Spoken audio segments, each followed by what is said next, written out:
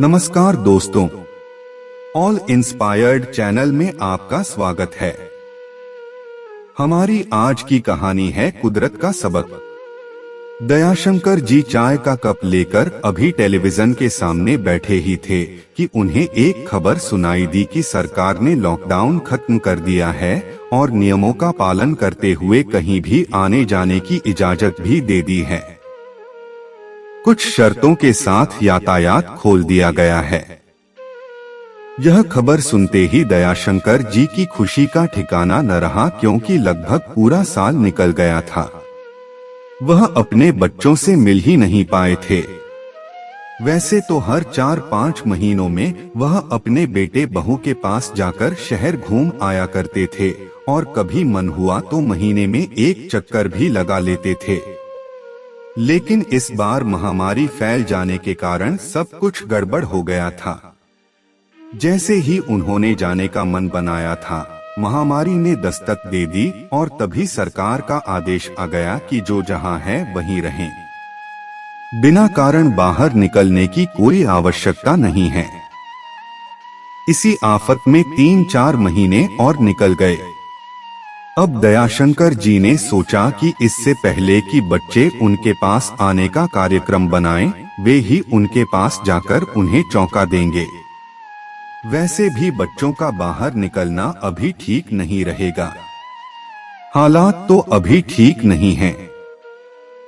सरकार ने तो देश की आर्थिक स्थिति को संभालने के लिए यह फैसला लिया है, लेकिन यह बात भी सत्य है कि शहरों में महामारी का प्रकोप गांव से कहीं ज्यादा है। छोटे छोटे कस्बों और गांव में अभी तक सुख शांति है। इसलिए उन्होंने तय कर लिया कि इससे पहले कि सरकार का कोई नया फरमान आ जाए, वह अपने बच्चों से मिलकर आ जाएंगे। परंतु अब समस्या यह थी कि आखिर जाया कैसे जाए। उनके नजदीकी रेलवे ट्रैक पर अभी रेलें नहीं चल रही थी और बस से जाना भी मुश्किल लग रहा था, क्योंकि सरकार के आदेश के अनुसार बस में 25 से ज्यादा सवारियां बैठाई नहीं जा सकती थी। बच्चों के पास कैसे जाया जाए, यह सोचकर वे परेशान हो रहे थे। फिर उन्होंने सोच समझकर यह निर्णय लिया कि टैक्सी कर लेता हूँ। भले ही पैसा थोड़ा ज्यादा लगेगा, परंतु सुरक्षित पहुंच जाऊंगा। अपने बच्चों से मिलने के लिए वह इतने उतावले हो गए थे कि बिना देरी किए वह जाकर टैक्सी बुक करवा आए और अगले दिन सुबह के समय जाने का निर्णय लिया। बच्चों से मिलने की खुशी में उनकी रात कैसे कटी, वह तो वह स्वयं ही जानते थे। माता पिता अपने संतान के सामने अपने सारे दुख भूल जाते हैं। अभी 2 दिन पहले की ही बात थी, जब दयाशंकर जी सीढ़ियों से घर की छत पर जा रहे थे, तभी उनका पैर फिसला और 4-5 सीढ़ियों से लुढ़कते हुए नीचे गिरे। टांग में अच्छी खासी चोट आ गई थी। तब से अब तक उनकी टांग का दर्द ठीक नहीं हुआ था, परंतु बच्चों से मिलने की खुशी में सब कुछ भुला दिया। दयाशंकर जी का एक ही बेटा था, रमन, जो बड़ी कंपनी में ऊंचे पद पर कार्यरत था। दयाशंकर जी की पत्नी को स्वर्ग सिधारे कई वर्ष बीत गए थे। पत्नी के देहांत के बाद वह अपने बेटे के साथ ही रहना चाहते थे, परंतु बेटे ने यह कहकर मना कर दिया कि गांव में इतनी जमीन जायदाद है जिसकी देखभाल के लिए उनका गांव में रहना ही उचित है। गांव में रहते हुए अपने लिए खाना उन्हें स्वयं ही बनाना पड़ता था और अब तो उन्हें इन सब चीजों की आदत सी पड़ चुकी थी। पत्नी के जाने के बाद भी दयाशंकर जी ने कभी अपने बेटे को मां की कमी महसूस नहीं होने दी थी। जब भी बच्चों के घर जाते, कई प्रकार का खाने का सामान लेकर जाते। 1-2 दिन छोड़कर बच्चों को फोन करते और उनका हालचाल भी जानते रहते थे। लेकिन इस बार उन्होंने बच्चों के पास जाने की खबर को छिपा लिया था। अगले दिन समय पर टैक्सी आ गई। दयाशंकर जी ने तो जाने के लिए न जाने क्या क्या सामान इकट्ठा कर रखा था। मन में आया कि जब टैक्सी से जा रहा हूँ और अकेला हूँ तो क्यों न बच्चों के लिए कुछ सामान ही लेता जाऊं। दाल से लेकर गेहूं तक न जाने क्या क्या रख लिया था। शाम होते होते दयाशंकर जी बेटे के घर पहुंच गए। सामान उतरवाकर गेट के पास रख लिया और टैक्सी वाला भाड़ा लेकर चलता बना। दरवाजे की घंटी बजाते हुए वे सोच रहे थे कि जैसे ही मेरे बच्चे मुझे देखेंगे दौड़ते हुए आएंगे और मुझे गले लगा लेंगे और पोता तो तुरंत मेरी गोदी में आ जाएगा। तभी दरवाजा खुला और पिता को देखकर अचानक बेटे के चेहरे के भाव बिगड़ गए।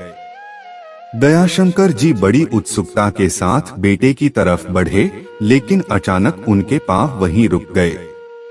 क्षण मात्र में उनके सभी सपने चकनाचूर से होने लगे। सारी सोच उसी समय हवा हो गई जब उनका बेटा चिल्लाकर पीछे हट गया और कहने लगा, बाबूजी आप अंदर मत आइएगा। घर में आने से पहले आपको 14 दिन अलग रहना पड़ेगा। इतनी देर में उनकी बहू और पोता भी बाहर आ गए। उन्हें देखते ही बहू बोली, बाबूजी इस समय आपको यहाँ आने की क्या सूझी थी? अभी आप इस घर में नहीं आएंगे। मैं अस्पताल में फोन कर देती हूँ। वो लोग आएंगे और आपको ले जाएंगे। फिर बेटे ने कहा, हाँ पिताजी, 14 दिन तक आप उनकी निगरानी में रहेंगे और यदि सब कुछ ठीक ठाक रहा तो हम आपको आकर ले जाएंगे। ये बातें सुनकर दयाशंकर जी ठगे से रह गए। उन्होंने एक नजर सभी को देखा और उसी समय उनकी बेबस आंखों में से आंसू छलक आए। फिर बोले, नहीं बेटा, किसी को फोन करने की जरूरत नहीं है। ये सामान लाया था, अगर उचित समझो तो ले लेना, नहीं तो यहीं पड़े रहने देना। कहते हुए वे आंखों के कोरों पर उभर आए, आंसू पोंछने लगे और फिर तेजी से कदम बढ़ाते हुए वापस चले गए। दयाशंकर जी के दिल में एक भयानक तूफान उठने लगा था। गुस्से के कारण उनका चेहरा लाल हो चुका था। आज वह स्वयं को इतना निराश और कमजोर महसूस कर रहे थे कि चलना भी उन्हें मुश्किल लगने लगा था। थोड़ी सी दूर जाकर वह एक पार्क में पड़े बेंच पर बैठ गए। काफी देर तक लगातार शून्य में निहारते रहे। रात का अंधेरा बढ़ने लगा था, परंतु जिसकी जिंदगी में अंधेरा ही अंधेरा भर चुका हो, उसे भला इस अंधेरे से क्या फर्क पड़ने वाला था। उनका मन बेहद उदास था। मानसिक उथल पुथल उनके शरीर को और अधिक शिथिल करती जा रही थी। जाने कितनी ही देर वह यूं ही पड़े रहे। फिर बहुत देर बीत जाने के बाद स्वयं को संभालते हुए उन्होंने एक आह भरी और बोले, हे भगवान, केवल यही दिन देखना बाकी रह गया था। अपनी पत्नी को याद करते हुए कहने लगे, सुमन, यह सिला दिया है हमारी संतान ने हमारे प्यार का। जाते जाते तुम मुझे कहकर गई थी कि मेरे बच्चों का ध्यान रखना और मैंने आज तक तुम्हारी आज्ञा का पालन किया है। अपने बेटे को महसूस नहीं होने दिया कि वह बिन माँ का बच्चा है। लेकिन देखा आज तुम्हारे उसी बेटे ने किस तरह हमारे सपनों को चकनाचूर कर दिया, हमारी परवरिश को शर्मिंदा कर दिया। तुम्हें याद है जब हमारे बेटे को चेचक की बीमारी हो गई थी तो मैं उसे अपनी गोद में उठाकर डॉक्टर के पास लेकर गया था। तब तो मैंने ऐसा नहीं सोचा था कि मैं इसे हाथ तक नहीं लगाऊंगा, मुझे भी छूत की बीमारी हो जाएगी। लेकिन आज तुम्हारे बेटे ने मुझे घर के अंदर तक नहीं आने दिया, यह सोचकर कि कहीं मेरे कारण उन्हें कोई बीमारी न हो जाए। बहुत हुआ सुमन, आज मैं खुद को तुम्हारे दिए वचन से मुक्त करता हूँ। अपने जिस जमीन जायदाद की मैं बच्चों की अमानत समझकर रखवाली करता रहा, उससे भी मैं उन लोगों को मुक्त करता हूँ। अब मैं वही करूँगा जो मेरा मन कहेगा। अरे आदमी संतान किस लिए पैदा करता है?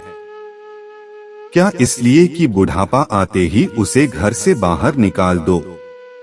मैं इन्हीं बच्चों के प्यार में इतना पागल हो गया था कि सारे रिश्ते नातों से मैंने किनारा कर लिया था।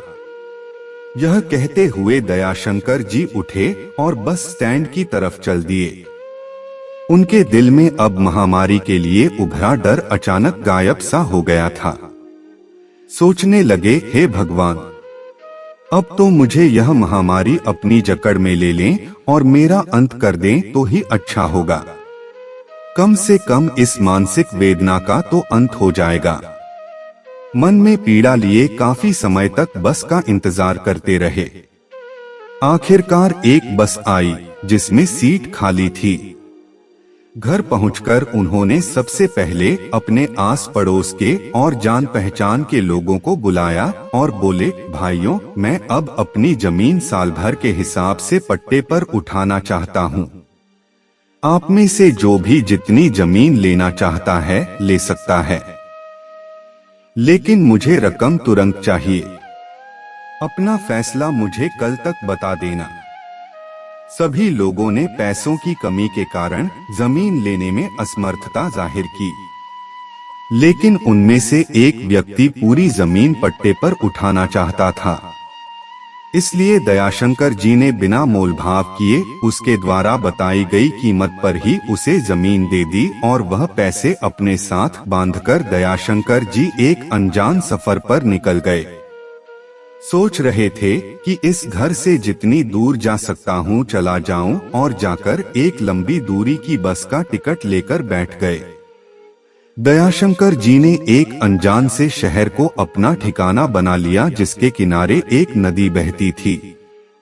वहीं पास में एक मठ स्थित था जो बड़ा ही मनमोहक प्रतीत होता था।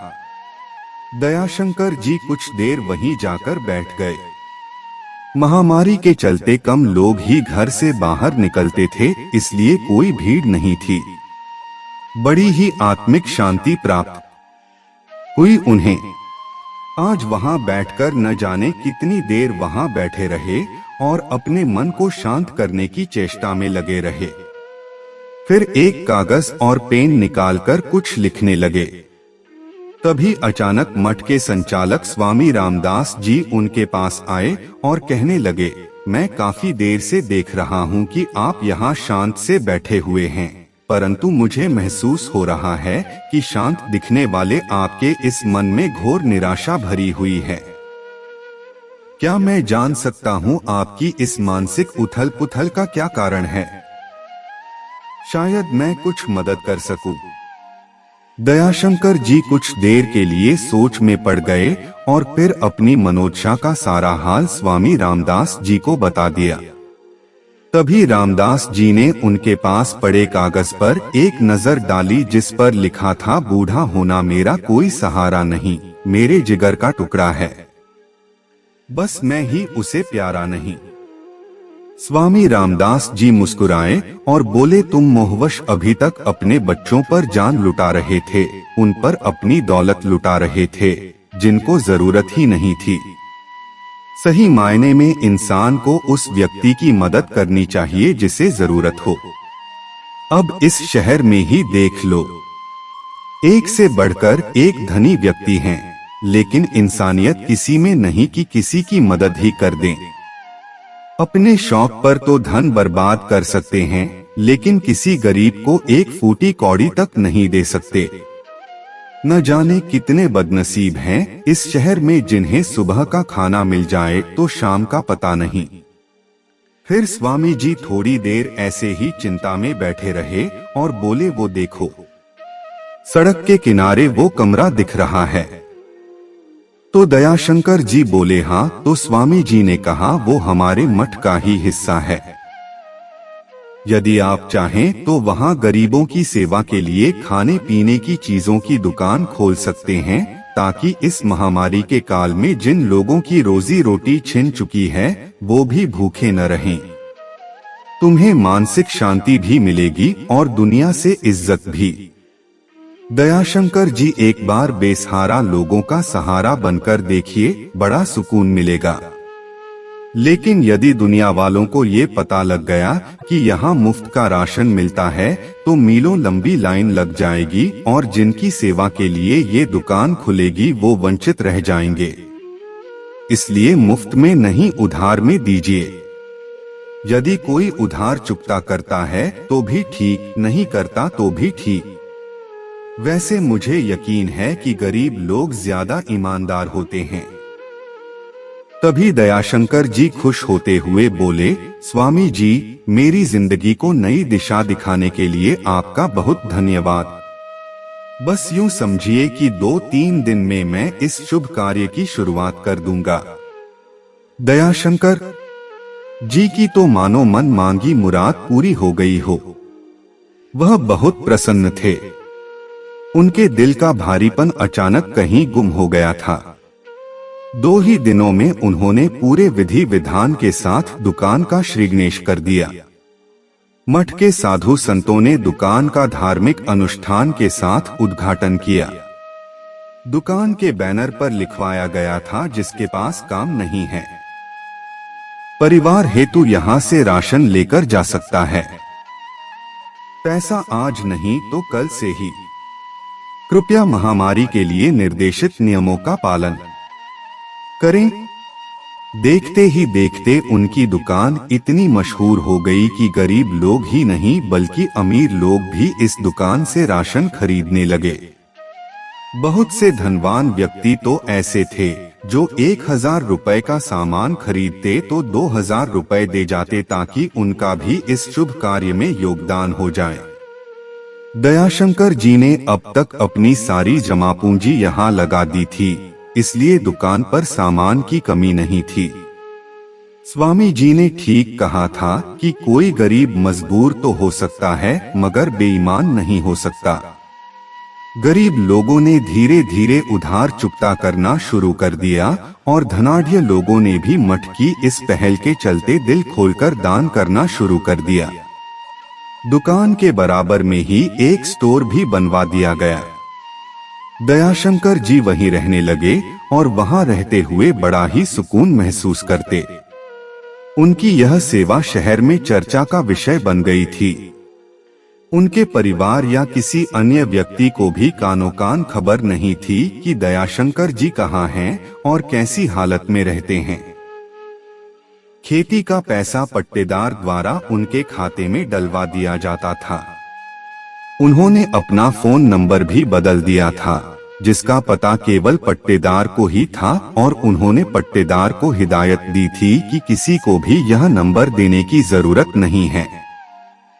आज जब पट्टेदार का फोन आया तो उसने बताया कि आपके बेटे को महामारी ने घेर लिया है। वह आजकल अस्पताल में है। भगवान की कृपा से आपके पोते और बहू का टेस्ट नेगेटिव आया है। फिर भी वह 14 दिनों के लिए घर पर बंधक बनाकर रखे गए हैं। आज जब आपके बेटे का फोन आया तो वह आपके बारे में पूछ रहे थे। मैंने तो साफ कह दिया कि मुझे उनके बारे में कुछ भी मालूम नहीं है। तो दयाशंकर जी ने पूछा कि उसे महामारी कैसे हो गई। वह तो घर से ही काम करता था और घर पर किसी को आने जाने भी नहीं देता था। तो पट्टेदार ने बताया कि उन्हें सप्ताह में 2 दिन ऑफिस जाना पड़ता था। शायद इसी कारण वह इस मुसीबत में फंस गए। चलो ठीक है, धन्यवाद कहकर दयाशंकर जी ने फोन रख दिया। दयाशंकर जी अगर पिता न होते तो यह जरूर सोचते कि पिता का तिरस्कार करोगे तो ऐसे ही भुगतेंगे, परंतु फोन सुनने के बाद वे बहुत बेचैन हो गए थे।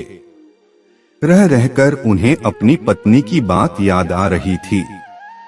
वह कहा करती थी कि पिता तो शायद अपने बच्चों से मुंह मोड़ सकता है, लेकिन माँ तो माँ ही होती है। वह कभी अपने बच्चों को नहीं छोड़ सकती। उसने कहा था कि मेरे बाद मेरे बच्चे का साथ मत छोड़ना। फिर सोचने लगे, मैंने कहा उसे छोड़ा, उसने ही मुझे छोड़ दिया। मैं क्या कर सकता था। रह रहकर उन्हें अपना वो गुस्सा याद आने लगा और सोचने लगे काश जरा सा भी संबंधों को अलग रखकर बच्चों की मजबूरी पर भी विचार किया होता तो इतनी मानसिक वेदना मुझे सहन न करनी पड़ती। वे भगवान से अर्चना करने लगे कि हे भगवान, अगर दंड देना है तो मुझे दे दो, मेरे बच्चों पर आंच न आए। उनका मन नहीं माना तो पट्टेदार को फिर से फोन मिला दिया और कहा भाई आप मेरे बेटे से संपर्क में रहना और मुझे सूचित करते रहना। तो उधर से आवाज आई ठीक है और फोन कट गया। एक दिन दुकान का सारा भार मठ पर छोड़कर दयाशंकर जी ने गेरुए वस्त्र धारण कर लिए और भगवान की भक्ति में पूरी तन्मयता के साथ जुट गए। उसी दिन उन्होंने पट्टेदार को फोन पर बता दिया कि मुझे अब पैसों की जरूरत नहीं है, तुम बच्चों को बुलाकर उन्हें पैसे दे देना। आज के बाद वह चाहे जैसा करें, मुझे उनसे कोई सरोकार नहीं होगा। वर्षों बीत गए, महामारी ने भी धीरे धीरे विदा ले ली, परंतु मठ की दुकान आज भी गरीबों की सेवा में तत्पर थी। अब दयाशंकर जी स्वामी दयाशंकर जी हो चुके थे। उनके दैनिक क्रियाकलाप भी बिल्कुल बदल गए थे। सुबह शाम पार्क में टहलने जाते और बाकी के समय भगवान की भक्ति में लीन रहते। तभी एक दिन वह हो गया जिसकी किसी ने कल्पना भी नहीं की थी। पार्क में टहलने गए तो अचानक उन्होंने जो नजारा देखा उनकी आंखें खुली रह गई। तभी वे अचानक एक 3 साल के बच्चे की ओर दौड़े। वह बच्चा अपनी माँ के साथ पार्क में आया हुआ था।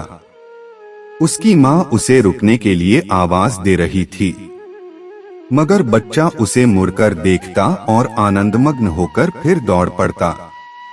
उसकी माँ उसका पीछा करती जा रही थी। अचानक दयाशंकर जी दौड़ते दौड़ते उसके पास पहुंचे और बिना देरी किए बच्चे को गोद में उठा लिया। तभी एक भयंकर सांप ने अपना काम कर दिया। बच्चा तो ठीक था, परंतु स्वामी जी के पैर में सांप ने डस लिया था।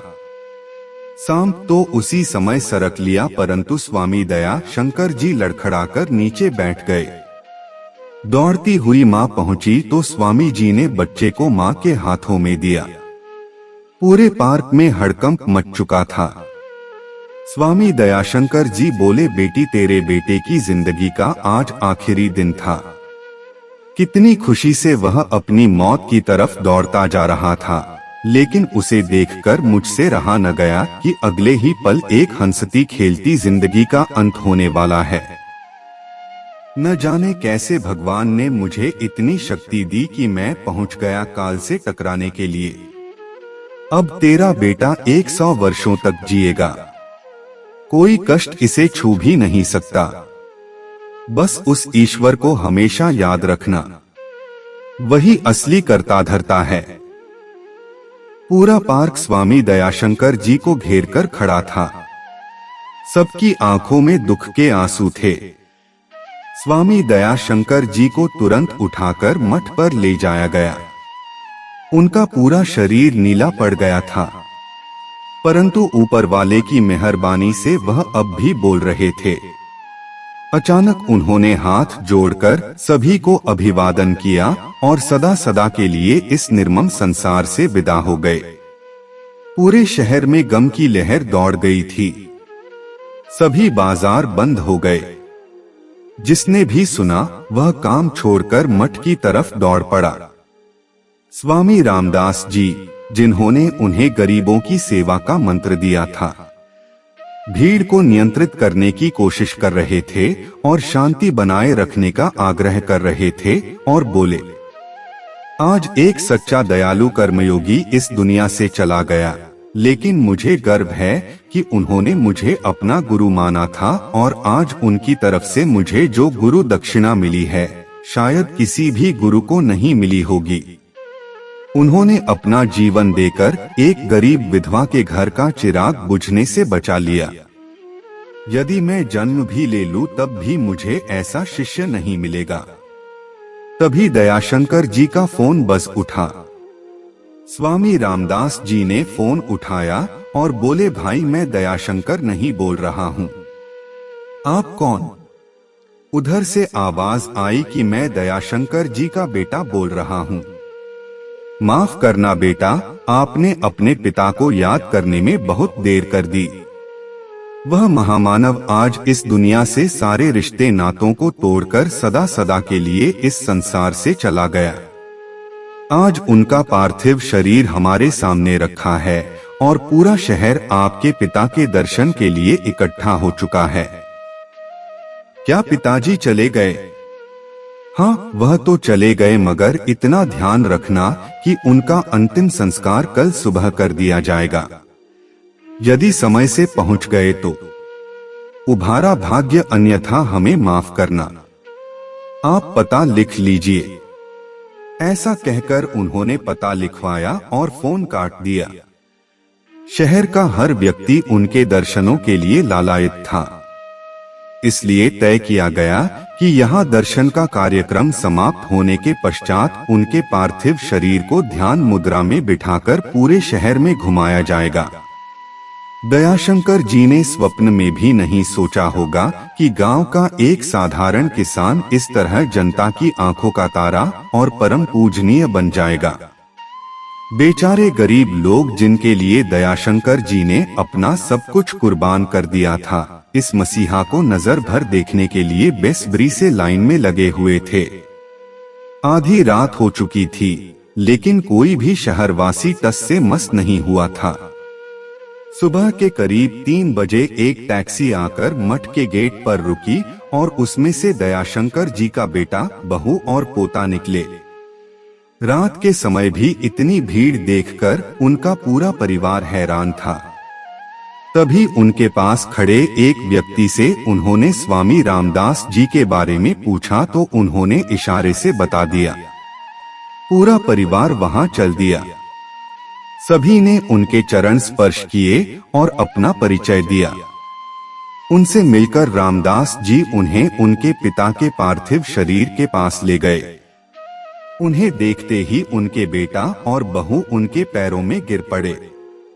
उनका बेटा उनसे लिपटकर फूट फूट कर रोने लगा और बोला, हमें क्षमा करना पिताजी, उस दिन जल्दबाजी में की गई भूल हमें कितनी बड़ी सजा दी जाएगी, हमने कभी नहीं सोचा था।